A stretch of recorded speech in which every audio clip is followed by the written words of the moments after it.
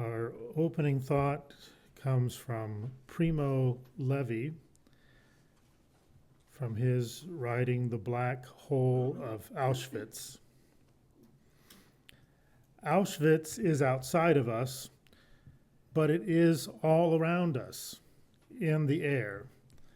The plague has died away, but the infection still lingers, and it would be foolish to deny it. Rejection of human solidarity, obtuse and cynical indifference to the suffering of others, abdication of the intellect and of moral sense to the principle of authority, and above all, at the root of everything, a sweeping tide of cowardice, a colossal cowardice which masks itself as warring virtue, love of country, and faith in an idea. Our next reading comes from Sarah Ahmed, The Cultural Politics of Emotion.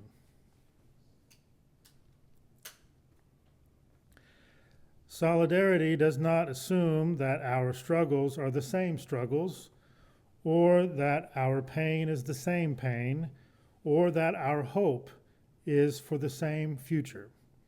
Solidarity involves commitment and work, as well as the recognition that even if we do not have the same feelings, or the same lives, or the same bodies, we do live on common ground. Our next reading is from Noam Chomsky, from the documentary Manufacturing Consent, Noam Chomsky and the Media. Chomsky states, modern industrial civilization has developed within a certain system of convenient myths. The driving force of modern industrial civilization has been individual material gain, which is accepted as legitimate, even praiseworthy, on the grounds that private vices yield public benefits in the classic formulation. Now, it's long been understood very well that a society that is based on this principle will destroy itself in time. It can only persist with whatever suffering and injustice it entails, as long as it's possible to pretend that the destructive forces that humans create are limited, that the world is an infinite resource, and that the world is an infinite garbage can. At this stage of history, either one of two things is possible. Either the general population will take control of its own destiny and will concern itself with community and community interests, guided by values of solidarity and sympathy and concern for others, or alternatively, there will be no destiny for anyone to control. Solidarity. Solidarity is not doing for or doing to. Solidarity is joining with. Joining with. And our times call for a rediscovery of what true solidarity means. I would say that lack of solidarity with the most vulnerable among us, especially, is like pure oxygen for the fires of fascism. Yes, I use the F word. Because that's what it is. Solidarity entails realizing that freedom and justice for one are inextricably linked to freedom and justice for all. And solidarity calls us to join with persons whose experience of freedom and justice is most vulnerable to attack, and to protect them from persons and systems that do not respect their rights and would do them harm. It's important to realize that when religion is used as an excuse to be neutral, even politically neutral. It is not actually being neutral. It's not even being politically neutral, but rather it is an expression of solidarity with the purveyors and perpetrators of injustice by not actively being in solidarity with the most vulnerable and the oppressed. In their book, Liberating People, Planet, and Religion, the theologians Jörg Rieger and Tara Schwerin-Rowe write this, quote, "Religion will have to decide whether it will continue to be a justification for the status quo and a source of tranquility for the few, or a mode of agitation and solidarity for the many," end quote. And Pope Francis, maybe you haven't heard of Rieger and Schwerin-Rowe, but Pope Francis you've probably heard of. Pope Francis writes these encouraging words about solidarity, quote, "To all people of goodwill who are working for social justice, never tire of working for a more just world marked by greater solidarity. No one can remain insensitive to the inequalities that persist in the world," end quote.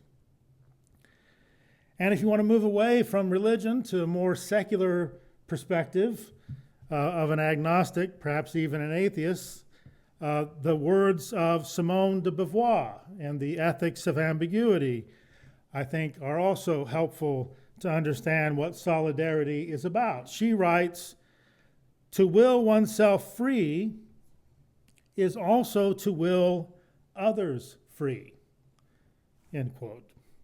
Freedom, including the freedom to search for truth and meaning, comes with responsibility. A responsible search for truth and meaning, at a minimum, entails doing no harm to others. And ideally, it would include doing positive good in relation to others, joining with others to do no harm and do positive good in relation to others includes willing them to be free, just as we will ourselves to be free. Just as we want others to respect our free and responsible search for truth and meaning, so too we should respect their free and responsible search for truth and meaning. And this respect for the freedom of others calls us to be in solidarity with the oppressed and to actively pursue their liberation. I was thinking this week that if I were magically given the opportunity to spend one day with a person from the past in order to talk with them and gain insight and wisdom about what is happening in our present times and what we should do about it, that I would choose James Baldwin. James Baldwin. In an open letter to Angela Davis in 1970, when Angela Davis was spending some time in prison, James Baldwin wrote these words that convey one of the greatest challenges to true solidarity in our time for those of us who are white. Baldwin writes, quote, "Or to put it another way, as long as white Americans take refuge in their whiteness, for so long as they are unable to walk out of this most monstrous of traps, they will allow millions of people to be slaughtered in their name and will be manipulated into and surrender themselves to what they will think of and justify as a racial war. They will never, so long as their whiteness puts so sinister a distance between themselves and their own experience and the experience of others, feel themselves sufficiently human, sufficiently worthwhile to become responsible for themselves, their leaders, their country, their children, or their fate. They will perish, as we once put it in our black church, in their sins. That is, in their delusions. And that is happening, needless to say, already all around us. End quote. Solidarity calls us to see that every person on earth, in fact, all life on earth, is one of us. Every person on earth, all life on earth is one of us. Solidarity means joining with our black and brown siblings who are bearing the brunt of the death throes of white supremacy and the rise of white Christian nationalism in our country and in other countries. Every black and brown sibling is one of us, and we join with them in solidarity. Solidarity means joining with our transgender siblings whose lives are not being respected and whose existence patriarchal Christian nationalists are attempting to erase. Every person who is transgender is one of us, and we join with them in solidarity. Solidarity means joining with our immigrant siblings, both documented and undocumented, whose humanity and human rights are not being respected. It means joining with them to keep them from being sent to concentration camps in El Salvador, or to concentration camps next door, or concentration camps anywhere. The Alien Enemies Act of 1798 that is being used to deport and detain immigrants and refugees without due process was written for times of war. That's why we're hearing the language of they're at war with us. They're invading us.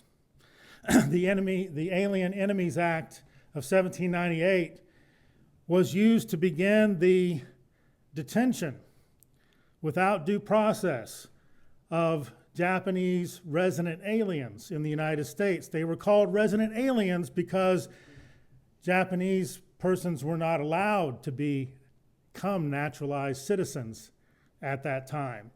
But then FDR added another executive order that allowed for Japanese American citizens also to be detained indefinitely without due process. That's the process that's being used now, this Alien Enemies Act, to detain and deport persons without any due process. And they're being sent to a concentration camp.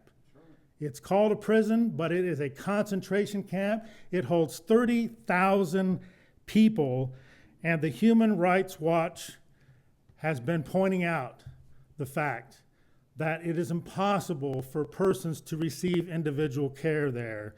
It is a concentration camp. Every immigrant is one of us. Every immigrant is one of us, and we join with them in solidarity. Solidarity means joining with persons around the world who are losing life-saving aid.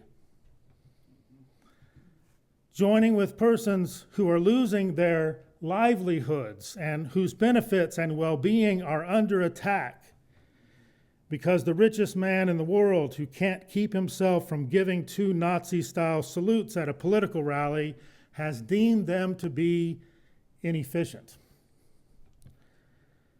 Solidarity means joining with both human life and other than human life to live simply and sustainably so that others might simply live. It means preserving a livable climate for this generation and all future generations. Every part of the family of life is one of us, and we join with them in solidarity. Cornel West famously said, quote, "Justice is what love looks like in public." I would add to this insight that the path to justice is paved with solidarity. The path to justice is paved with solidarity, and solidarity is expressed most powerfully by joining with the most vulnerable among us, by being with, caring for, protecting, joining with the most vulnerable among us, because every one of them is one of us. May we all cultivate the love and the courage, because it will take courage and it will take love to keep building the path of solidarity that leads to justice for all.